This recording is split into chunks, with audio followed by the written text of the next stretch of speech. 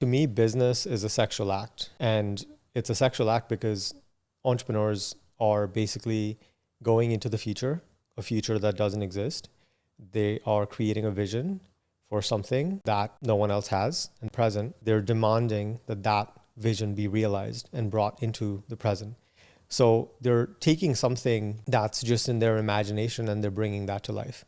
And that is an act of creation. And that is the way every single thing around us, the iPhone, the computer, these lights, these cameras, microphones, someone actually had to think, hey, this thing should exist. And they had idea sex and they basically got really excited and turned on and aroused by this idea. And they were so aroused by this idea that their brain started producing dopamine. And the more their brain started producing dopamine, the more obsessed they got with this idea. And they just could not imagine a future where this idea doesn't exist. And then their entire being, their physiology, their neurology, their psychology, basically acted in concert to bring this to life. And they did whatever it takes to make that happen. And that act of creation is basically an erotic act.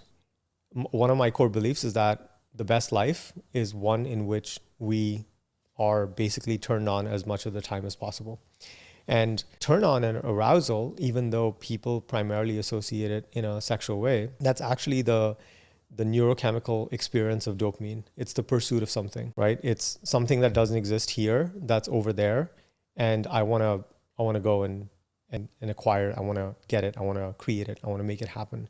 And when we approach business from that way, then the experience, they say the journey is better than the destination, all that.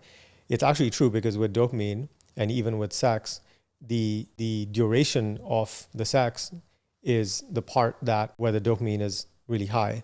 And as soon as someone, climaxes, very quickly the energy changes because dopamine goes down, prolactin goes up. So on a physiological level, like the hunt is over, the chase is over. And just like that for entrepreneurs, like if someone's going after their first $1 million year, $1 million month, $1 million week, the journey to get to that point is where the maximum arousal is.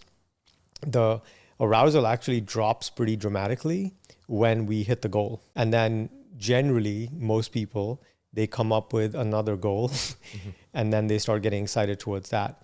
And so if you actually observe what entrepreneurs are doing, they're basically trying to find any and every way to turn themselves on, but it's generally an unconscious process.